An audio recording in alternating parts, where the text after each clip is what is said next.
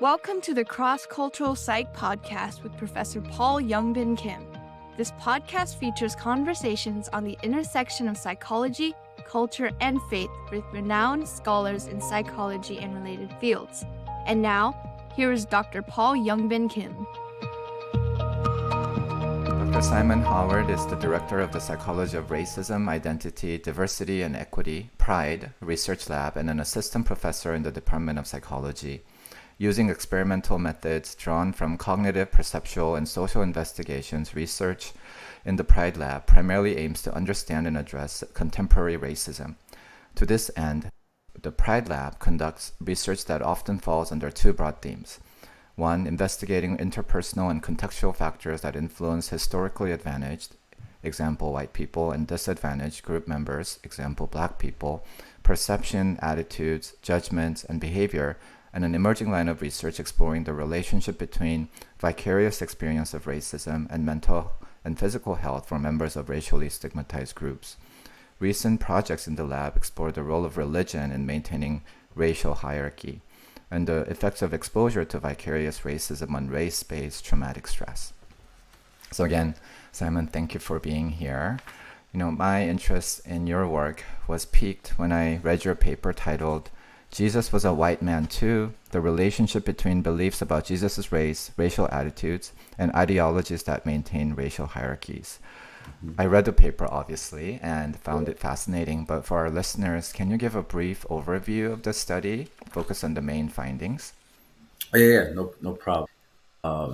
This was a study in which we were very interested in how people's own beliefs about Jesus's race maybe would tell us something about attitudes that they hold about different racial groups and ideologies that they may have or hold that are often related to maintaining social hierarchy within our society, primarily like racial hierarchies.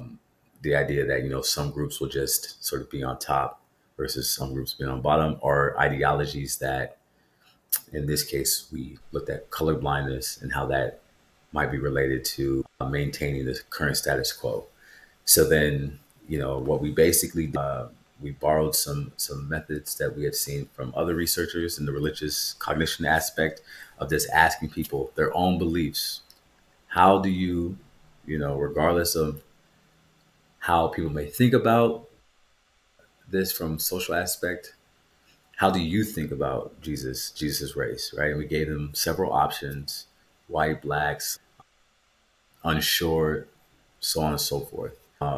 And we found that roughly half of the individuals for this sample said that Jesus was white, whereas the other half either said Jesus was non-white or something else, and then like 5% said black. And so we combined those two conditions for Jesus white versus a non-white condition. And then we just saw that racial attitudes, specifically various measures of anti-blackness and ideologies that maintain racial hierarchy.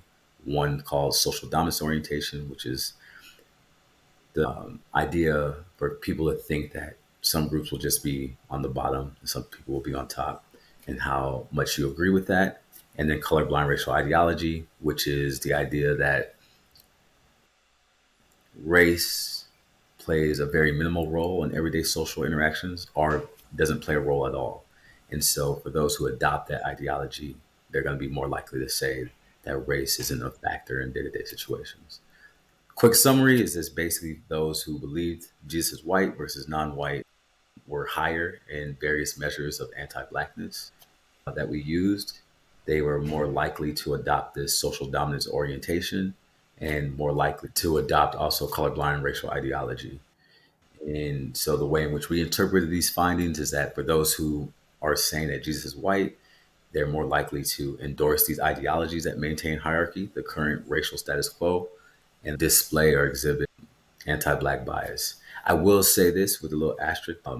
Overall, the sample was pretty low in anti-black bias in general. But when we did compare the two groups, those who were believing or saying that Jesus is white, they were higher than the other group. Yeah, thanks for that summary, Simon. Yeah. There were many parts of what you summarized that are really striking to me, but one number that I wanted to follow up on was that 47.2% of your participants on a survey noted that they believed that Jesus was white. And that number was startling to me because maybe because of the context that I'm in, which is a Christian religious context where like on a survey like that, students tend to recognize, at least explicitly, like writing something down about that Jesus was a non-white person. So curious about any further thoughts on that percentage. Is that something that's typical, like in a larger university setting or a typical American university setting where that many people will endorse the idea that Jesus was a white person? Yeah, going into the study, I was unsure what we would find, right, in terms of just the number of individuals who would explicitly say, like, yes, this is what I believe. Especially as you're saying, in I think university settings, we have, there's a social norm in which we don't want to exhibit anything that might even hint that we might be prejudiced. And so for someone saying that Jesus is white, that might sort of give off that connotation. I was a little surprised that there it was that high, or I guess for lack of better words. But like I thought we'd have more social desirability responding, that people wouldn't self-report this. But I do think that at the context that I was in, I was also in a religious-based affiliated university. So there's the other caveat where it's, well, maybe at an institution that is Catholic, which was where I was, where this data was collected, maybe that would be typical of other universities that also have a similar orientation. Whereas if I was at a school that was more secular, maybe the numbers would have been lower. Representation of the US as a whole in terms of people who do believe in Jesus, right? And that's who we were targeting. These are people who believe. I know there's data out there, and I'm blanking on the actual numbers, but I think there's been data. There's this thing that was asked often, like religious based questions or things like this. And I think there's a similar number of people that said that Jesus is white or God is white. And so I think if it was a more national sample, even outside of a college setting, the number might be even larger. That's what I wondered about too. And I think there's some large data based on public data collection in the US and also in Europe that indicate what you just said, which is for those who are not just in college but outside of the college setting, they might actually endorse the idea that Jesus or God was a white person. Thanks for that context. I think what also kind of struck me when you talked about the variables that are correlated with the belief that Jesus is white was this idea of racial color blindness, which we know that as people in multicultural psychology, that that's a problematic ideology. But also people who endorse it are saying essentially they believe that they are neutral when it comes to viewing race, right? Viewing Right. people from other races. But it's also striking that that neutrality is not really neutral in the sense that it's biased toward seeing Jesus as a white person. Right. Yeah. So that's a finding that, like, when I presented this work, and I think initially, and I've always provided like how I interpret this, because people are like, wait, how are these two things being held in people's minds at the same time? Where I'm colorblind and sort of ignoring race or thinking it plays a very minimal role in everyday situations, but then I'm also saying Jesus is white. Right. And so it's like, how and why is that related to colorblindness? And the way in which I understand or interpret this finding is that people who are typically adopting this ideology to be colorblind is that making any reference to race is sort of part of the problem. And so if we don't use sort of race conscious decisions in our day to day interactions, then we wouldn't necessarily have the issues that we have. Or in most scenarios and situations, race isn't necessarily a factor, right? So they're denying that race is significant in day to day interactions. And so popular images are things that have just been so normalized as white. And I would argue that the Jesus image, the white Jesus image in the United States is normalized. Like we don't say white Jesus, like I do as a researcher and when I'm talking about it, but Jesus is just Jesus. And the mental representation that people have of Jesus is the image of the white Jesus, just given the mass production of these images. Walter Solomon's most popular image think that's been the most mass produced image in the world. Don't quote me on that, but I know it's up there if it's not the top. And it's just been reproduced so much. And so it just gets normalized. So then someone who's adopting this colorblind racial ideology was like, oh yeah, well, Jesus is white. And to suggest or to talk about Jesus in any other racial terms is now bringing in this idea of race, because whiteness is normalized, I think, in various contexts. Any shift or change of that sort of goes against that colorblind racial ideology, whereas this is just Jesus. And so that's how I make sense of it. I don't have data speaking directly to that, like specifically, but just given what we know Yeah. based off like cultural psychology, multicultural psychology, research on color blindness, I think they provide some evidence for that. Yeah, it totally makes sense that we have set as the standard white Jesus, right? That Right. in Christian circles that we view that as the standard depiction of God, if you will, and therefore anything that deviates from that is something that's other than the standard, right? And it's a Right. form of white supremacy. We did a study in my team looking at implicit associations with white Jesus and non-white Jesus images, but focused on Asian American sample. And so these were all Asian American students, all identifying as Christian, so those who are familiar with the Christian context. And even in this sample of color, we found that there was a bias toward white Jesus images, which is something that I interpret as, again, they have internalized the belief as Asian Americans that the correct depiction of God is through a white Jesus, like that picture that Right. you mentioned, the famous painting. It might have been literally one of our IAT pictures, right, where we showed them different images of white Jesus, and they rated those much more favorably compared to, or associated those pictures much more with favorable words compared to non-white Jesus images. Right. I read that recently when it came out. I was like, oh, we have data collected with similar ideas about implicit association. So yeah, we will talk more. Yeah, we were inspired by your study as well. Yeah. And we were just wondering too, given your sample, which was at that time, your data, because of your setting, was majority white, right? Right. Like what kind of data you might find with replications or extensions with samples of color. So yeah, I'm Yeah. happy to talk more about that. You've already touched upon this, Simon, but to folks who might say, what's the big deal after Right. hearing your findings?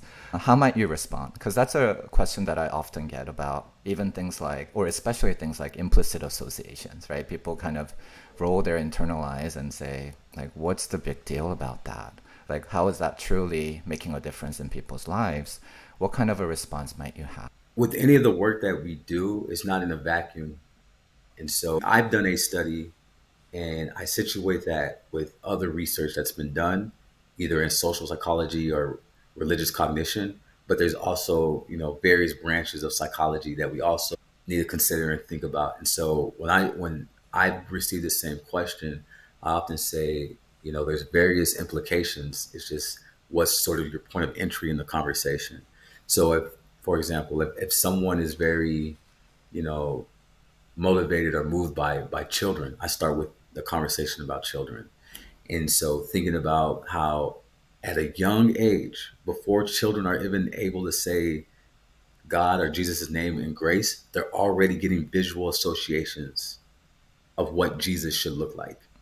And when we think about like repeated exposure and associations, what are these associations communicating? Because images are symbols and symbols convey meaning, right? It's just not like, oh, it's just here. This is why we're very, as humans, like strongly associated with symbols because we know they convey meaning. And so let's say for I'm happy that you touched on like different dynamics on racial ethnic groups, right? Because that's something I'm always thinking about in terms of the work that I'm doing. So for white individuals who are like chronically exposed to these images and having these associations, it's creating, like I would argue, a white supremacist mindset in the idea that it's associating godliness with whiteness, which is white superiority, and then people and things as like inferior or sort of on this hierarchy which is not associated with whiteness or godliness. Same idea for folks who are not white, right? If we're looking at black individuals, Asian individuals are also being exposed to these same images. And just imagine if you are, a black kid or Asian kid raised in a Christian context, and all the images that you ever see are white angels, white Jesus, white God. You're in these settings, and as the story goes, angels are in heaven, but the only angels I see in heaven don't look like me. And so that's, I think, an unspoken, it's not said explicitly, but children are making meaning of their lives. Children are meaning makers, right? Like they see things and they're trying to make meaningful associations with their lives, and right. And so we wonder why we see implicit associations, right? For all the debate that's around IATs and implicit associations, I would never argue that reflects people's attitudes per se, like consciously held attitudes. But what I do think it reflects is the cultural associations and what's embedded in it. And that is just as detrimental as ways of people who are interpreting it as personal attitudes. I'm like, well, if this reflects the culture and we've seen millions of people have taken this, that means something, right? What can it predict? That's up for debate, but it's still showing that within our society, we have this overall association with white is good, black is bad, or anything non-white not as good. What contributes to that? There's many contributions. We can't just point the finger at religion, but I think often the conversation that we have had about where these implicit associations come from, they haven't included religion. Actually, it's been media, school, family, and in part, in a U.S. context, religion, specifically at Christianity, but like even folks who may not be religious are still being exposed to these images. And I think it has contributed in part to these associations that we hold. So that's what I would say, or that's what I do say, right? Yeah, this is why I feel like this is important. This is how we can think about my single study in the context of something larger when we look at a body of work, right? We have to situate things that other people have done too. I really appreciated the fact that you brought in like thinking about children and their development and how for folks who are passionate about that, there are real implications to internalizing certain beliefs, like you said. And so connecting that to their development and not only their racial identity development, but also religious identity development, I think all of Mm, that can be compelling ways to make that connection. And then you mentioned also the idea connecting it to maybe some outcomes as a result of internalizing these beliefs, like are there any mental health outcomes? Are there any health related outcomes that we can look at? And I know you're passionate about those outcome areas as well. yeah. Yeah. The future work is we're in the process of trying to tease out some studies for that. I think as you're talking, Simon, it just is striking to me that I would say on average, it's not controversial that we want diversity when it comes to children playing with different types of dolls, right? Different types of toys, right? Where Right. like it's very accepted now that yeah, we shouldn't just have white dolls, right? We should have representation of different kinds of dolls that children play with. But then that kind of mentality doesn't necessarily translate to we should also have diverse depiction of folks, including Jesus, right, within the church setting, or Right. I would argue historically accurate depiction of Jesus as a Right. non-white person within the church setting. So it's just striking to me that that sort of translation has not happened. Yeah. Yeah. It's funny you mentioned that because I can't remember if it was a comedian or somewhere in passing, I saw someone mention something like similar in that how are these individuals who in one breath are so like either passionate about like, oh, diversity and like you said, diversifying the toys in which children play with, the diversity and representation of people on television and TV shows, but yet haven't had that same sort of, I guess, energy or voice within this spectrum. And I think the person was making a point of this within a context of people of color.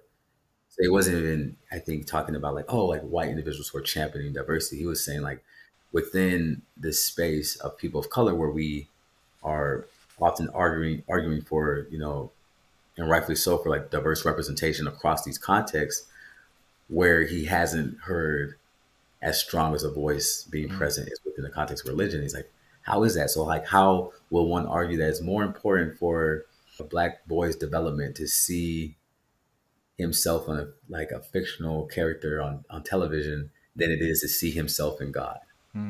So it was like a question. It was like a thought experiment type thing, a Right. thought just to get people to think like, oh wow, I haven't thought about it in that way. I can't remember who it was, so I can't like credit it, but I remember seeing that and I was like, huh, that's true, like what you just said. Well, thanks for making that connection. And whenever I bring up these conversations with religious leaders, like pastors, like staff at church, I feel like they are attentive, but then like maybe kind of dismissive. And so I long for that day when like this kind of research will be taken seriously by church leaders, right? And that, Right.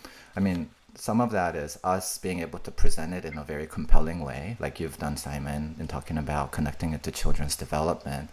But I also hope that more church leaders will be receptive to this kind of conversation. Yeah. So far, we've talked about research, but I also want to see if there's any connections to your teaching. So, like as I've shared with you, this podcast reaches primarily those who are interested in teaching about diversity related topics in religious settings, right? So, Right. integration of sort of a religious perspective, but also intentionally teaching DEI topics. Curious how you've went about doing that. I don't necessarily mean religiously, but if you wanted to talk about that, of course you're welcome to. But just what are some implications of teaching based on the research that you're doing in this area? One of the courses I teach is on the psychology of racism, very like discussion oriented type class. I try to teach, and there's been different ways in which I think approached the topic. There's been times in which on the syllabus it's set, and it's like we're gonna discuss this, and we might talk about it throughout. Other times it's not necessarily been on the syllabus explicitly, but it will be brought periodically. And so I think what I've been trying to do, at least this semester and in some previous semesters, is like set some time like for a day where we do this, discuss it, where it's like this is going to be on syllabus, and how do we think about this? Because I think in some capacity, it's not the first thing people go to when like when people think of religion, it may not immediately people think of like racism. That religion has also been a way in which has perpetuated these ideas. When I approach this, is that this is not to attack religion or folks who are religious. And so I try to often say that too, where it's like, as with anything within the realm of human society, things have been used to perpetuate good, positivity, and then in some ways also either unintentionally or intentionally has also been used to further divide people or to stratify people. And so I often try to give a lot of background or like a platform in which here's where we're entering this conversation. This isn't to bash, because we are having folks who identify from various aspects, from those who are, very religious to those who are atheists and everything in between. And I think people come in with their preconceived notions already. So it's like, how can we start this conversation at least some sane point in which we can have a productive conversation? And then the next thing I do is that I try to bring anecdotes that we've seen throughout a historical context. So here's like historical evidence, here's empirical psychological evidence, and here's things that we've seen. And so we sort of tackle it from those perspectives. Yeah. And then we just like have a discussion. And one thing I've done, in which I paired, or at least in close proximity, is having students take the IAT. They will take it sometimes like in class, so then we all kind of get it together. There's a wide range. Explain what it is, what it's not. It's not a test to find racism, right? Like, Right. it's a misperception for some individuals. Like, no, this is not what this is. And then we talk about what contributes to this, like how. Even, I go on a limb and say no one needs to tell me, but I would argue that most people in this room aren't happy with their results. And if they are, if it's showing the pro-white bias, you don't got to tell me. You can keep that private. And then we discuss like, well, what contributes to this? And then that's how we start the conversation into how religion may play a role. It's not the sole cause, but there's multiple contributors to these associations. That's one of the ways in which I've done it, because I think when we do that task before, then it makes it personal, and then now people are thinking about the conversation that follows differently. It's like, oh, okay. Whereas when people think, oh, this doesn't impact me, or maybe it's not influencing me, it's like, oh, it may in some capacity. I like that. You're getting students in that mindset of thinking about their own data, and then Right. having that discussion, which is really good that you're making those connections. And for me, I'm already thinking about maybe there's like a religious IAT that I could incorporate into my teaching, right? Yeah. I do like the explicit surveys sometimes, like the paper and pencil method where they fill some things out and then reflect on their scores. But in addition to that, I think the IAT will be a great contributor to our discussions. Yeah. You've already shared about this, but curious, just professionally and maybe personally, if you feel comfortable, what were some contributing factors to you getting interested in the intersection of religion and racialized experiences? What brought you to this area of interest? Mm. Yeah, I think there's a few actually, and I think they kind of converged when I was in grad school, maybe undergrad, but really wasn't thinking research until I was in grad school, at least in this area. So I would say one of my earliest memories with like religion is I was going to my great grandmother's house, very religious woman. Stayed in the church. Everybody knew her from the church. Like she was a pillar in the church community. And I just remember like going to her house and she had like all these figurines and pictures in her house. And then on one little shelf, there was all these pictures of family members, you know, and I'm not sure if this is visual, but for those who don't know, I'm Black American, identify as Black American. As a younger kid, I'm looking at all these like different members of the family, right, on this thing. And then there's two white men in this like collage of all these pictures. One of them is my uncle, which I knew, and then there was this other white man that I didn't know. And I'm like, who is this? And it was Jesus. So then that's how I knew. So it's like, okay, here's Jesus. And I was like, I don't know if he's part of the family or not. But then over time, I learned like who he is, and then I just was associating like his race with like whiteness. And I would reflect on that later. At that age, I wasn't like, like, huh, is Jesus? But I was just like, oh, who's this? Who's this white guy like in the family? I would have questions about religion broadly, but probably not as like sophisticated now as like then. But I remember, I think it was around high school. And yeah, it had to be high school, college. I watched the autobiography of Malcolm X with Denzel Washington, and there's a famous scene in there where he is asking the prison chaplain, like, what color was Jesus? And then the chaplain and him are like getting this back and like forth conversation, like, well, what did he look like? And the chaplain is saying he's white, and then Malcolm's saying like, well, how do you like basically know this? And based off descriptions and stuff and historical context, he most likely isn't. And so they're going back, and the chaplain gets really angry, like that he's suggesting that he can be something other than white. And then the other men who are watching this transpire, you just see the wheels turning, like, huh, like they've never even questioned it. And then Malcolm is sort of saying, like, at this point, because I think he's transitioning to becoming a Muslim, and so he's questioning some of the aspects of Christianity that might reinforce racism. And so in that conversation, he's had that, and then in various speeches, because I'm very like Malcolm X fan, he even said, like that they got everybody white in like these Christian churches, Jesus white, God white, Mary white. That's white nationalism. And so he's making it explicit. So I'm just like, over time, these things are accumulating on like me thinking about like, well, what, if any, impact does this have on people? both those who are majority, like Right. advantage in our context, so white individuals, but also non-white individuals who are also exposed and may hold similar beliefs, right? Like it may have some impact psychologically. And so I was interested in that, I think, like in undergrad, but not thinking about it like, oh, I would study this at some point. And then I got to grad school, and I initially and still have very deep interest in psychology and law and how race impacts Mm-hmm. law context. But I was doing some studies for those who are in grad school or may not be familiar with it. You're doing some experiments and things like that, and the things that you thought were impacting like certain variables may not work out, right? So you might have a hypothesis, and that's what science is. So your Mm-hmm. hypothesis, you don't find support, and then you keep.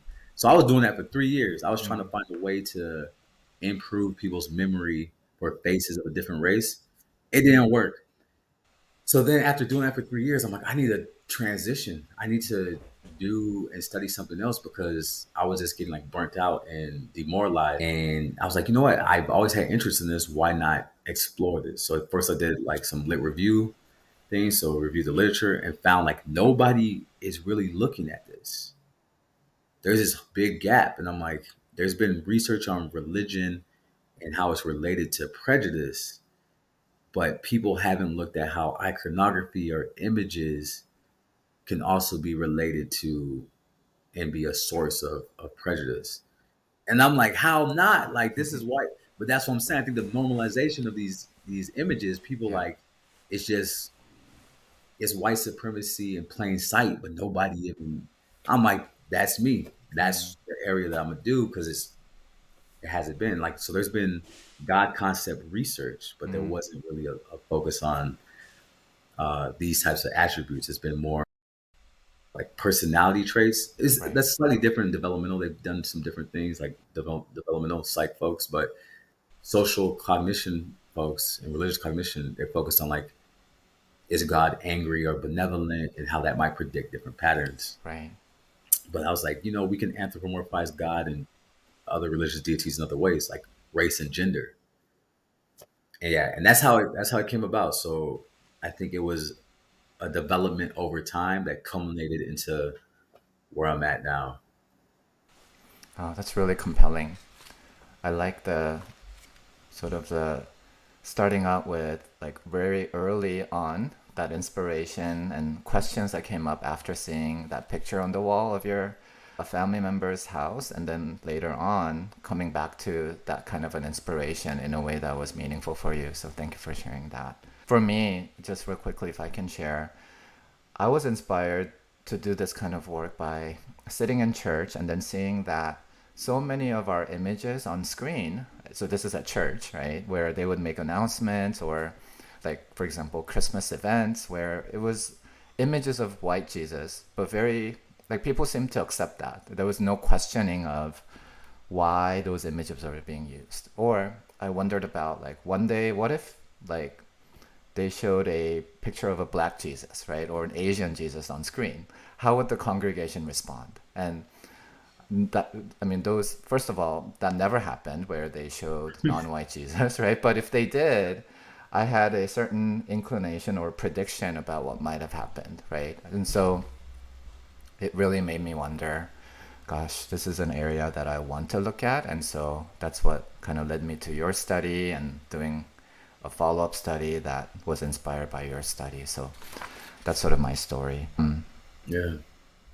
I I do still feel, and this is part of my deconstruction process, but kind of a sense of guilt almost and critiquing Christianity that I've known for a long time. Maybe guilt might be too strong of a word, but sort of a still an uneasiness within me that I'm working through, which is, gosh, this is something that I hold sacred, and that I've been taught for so many years is Right. sacred, but now I'm sort of on the other side, kind of critiquing it, and so that's sort of the counter narrative that I'm trying to overcome and maybe even acknowledge, but then not let it interfere with the work that I'm doing. Yeah.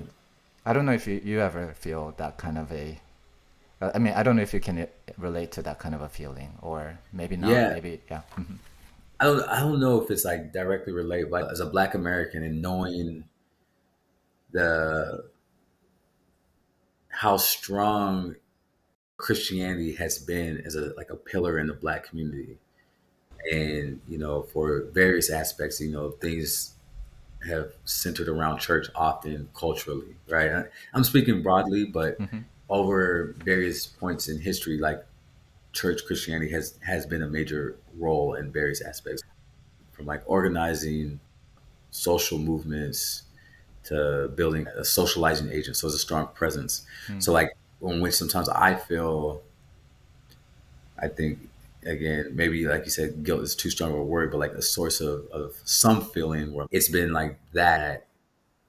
I think sometimes folks will like question, it's like, oh, like what is the purpose, or like how is Mm. this helpful? Like, Right. yeah, like sometimes I think when you point out some like an issue or something, people are like, Mm. oh, you're creating a problem more so than solving an issue. And so it's like, like by me highlighting this, is it fine? Or would people be better off like not thinking about this and just going? And I think most times I would say no. Sometimes I have these thoughts and feelings where it's like, is this, it's not doing more harm than good, but like when you basically bring awareness to something, now Hmm. people have to deal with it.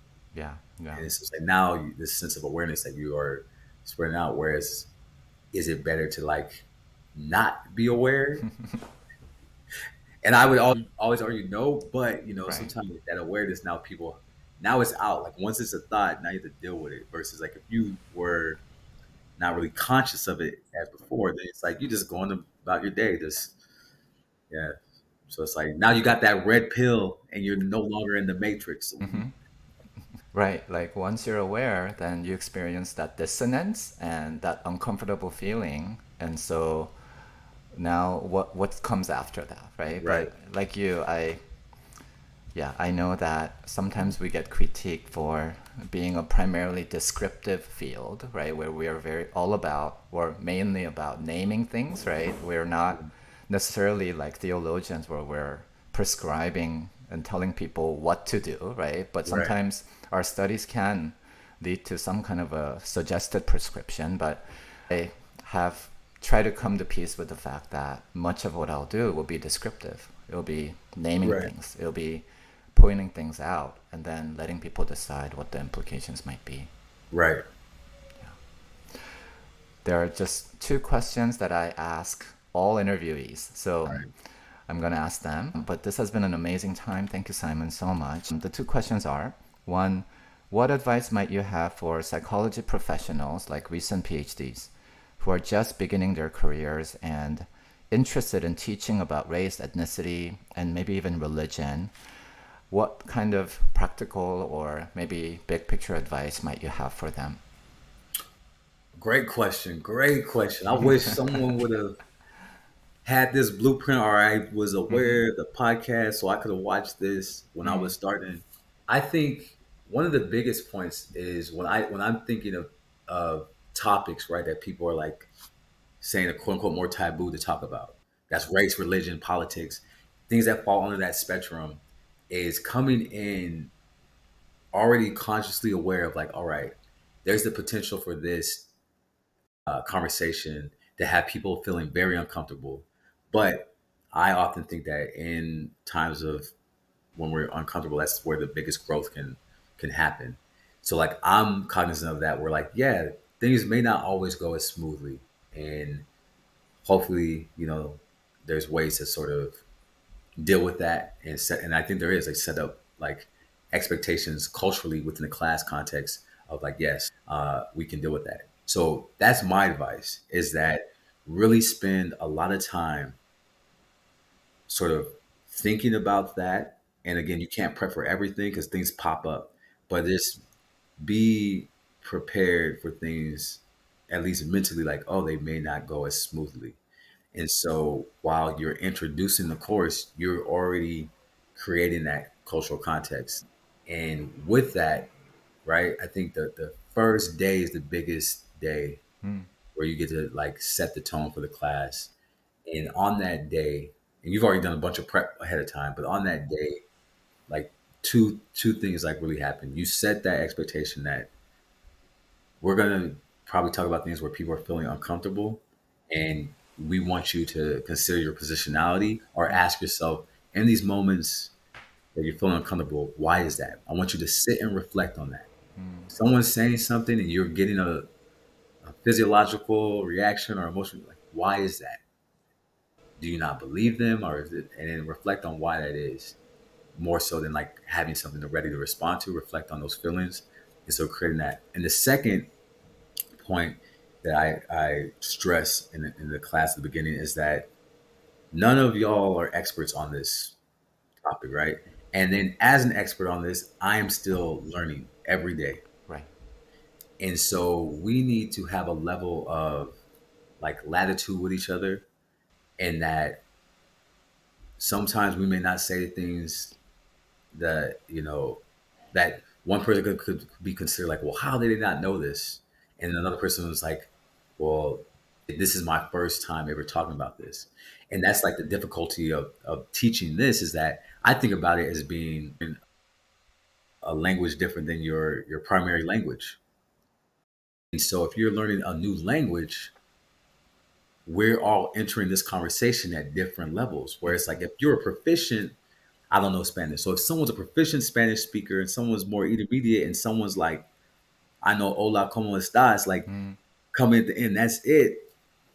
How are we all having Right. this level of conversation? So we have this entry point, like everyone's coming at this from different aspects, where someone maybe through lived experiences, well versed, whereas someone was like, this classroom is the most diverse setting that I've ever been in, typically, because where I'm from back home, there wasn't much diversity. Right. They're not having these conversations, and from lived experiences, may not have the experiences of those individuals who, are racialized ethnic minorities in the U.S.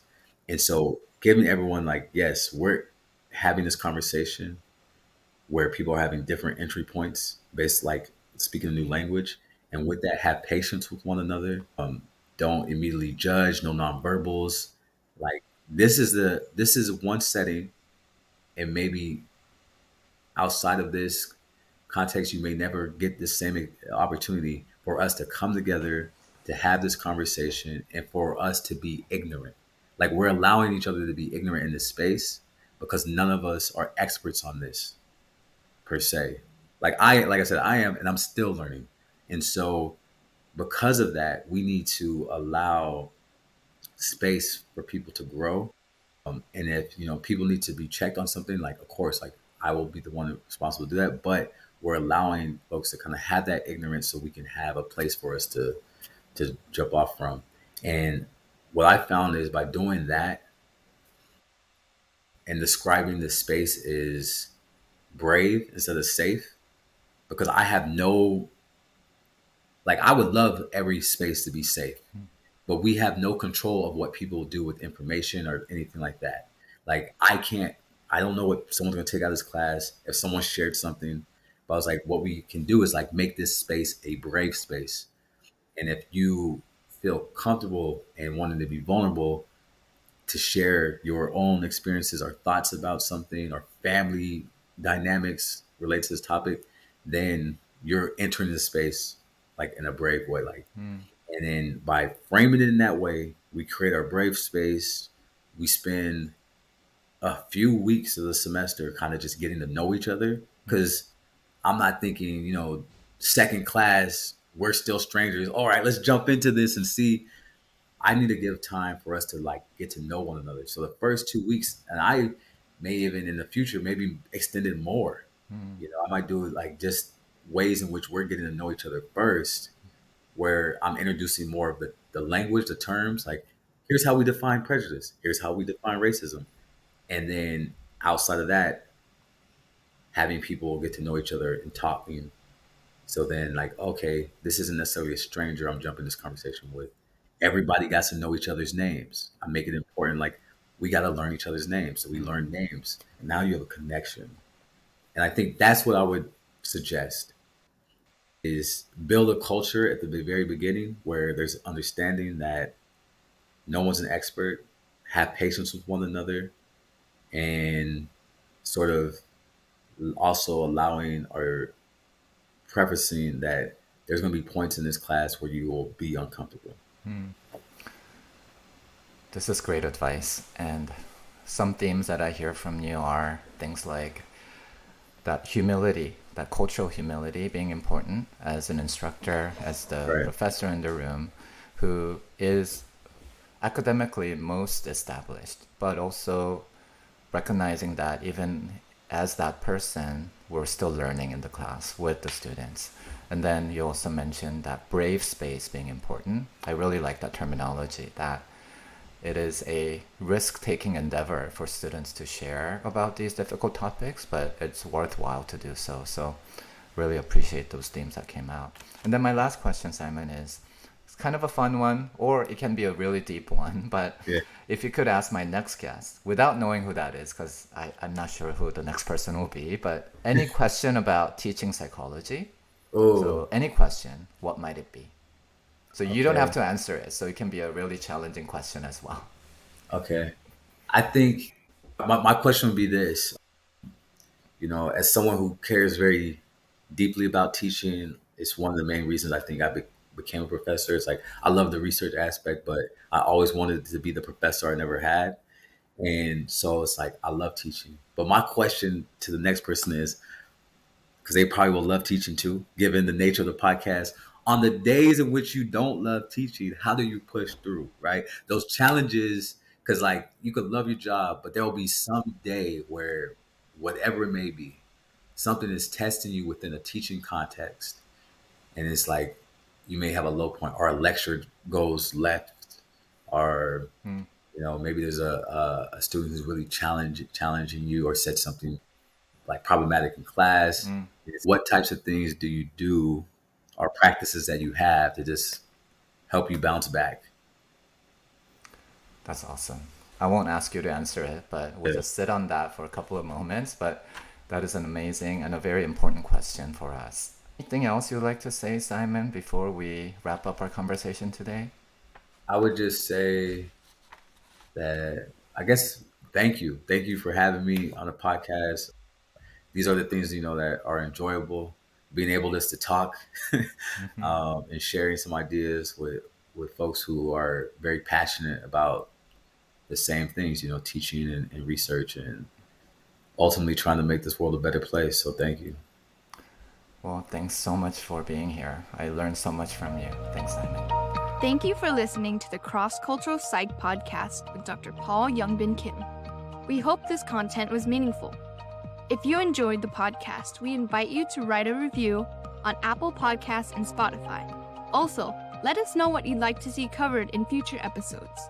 We hope you will join us next time.